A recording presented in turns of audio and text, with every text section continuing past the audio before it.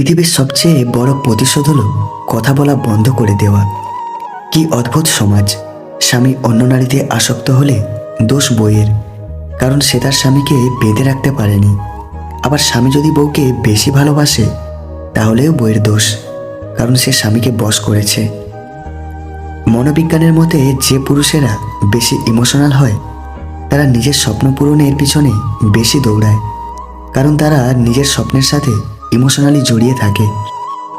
Psychology মতে আপনি যদি কোনো মানুষকে মন থেকে ভালোবাসেন তাহলে তাকে সম্পূর্ণ ভুলতে আপনার 15 মাস লাগে। তুমি মানুষকে যত বেশি সুযোগ দেবে মানুষ তোমাকে তত বেশি দুর্বল ভাববে।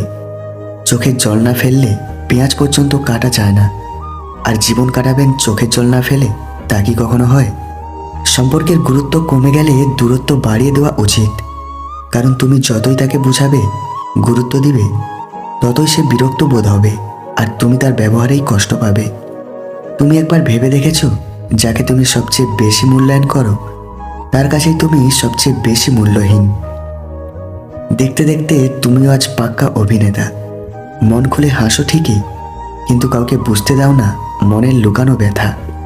কাউকে না পেলে জীবন কখনো শেষ হয়ে যায় না, কিন্তু কাউকে পেয়ে তাকে হারালে জীবনে আর শেষ হওয়ার কিছু বাকি থাকে না। একটা সময়ের পর আপনার মনে হবে সবচেয়ে বড় অবহেলা এবং অবিচার আপনি নিজের প্রতি নিজেই করেছেন। যখন কোনো ব্যক্তির মান, যশ ও অর্থ এই 3টি জিনিসই থাকে, তখন সে মানুষকে মানুষ বলে মনে করে না। তখন সে ভুলে যায় তার থেকেও শক্তিশালী কেউ আছে এই পৃথিবীতে, আর সেটা হলো সময়। জীবনের সবচেয়ে কঠিন কি জানেন? সৎ থাকা ও সহজ হওয়া। শব্দের শক্তিকে কখনো কম ভেবো না।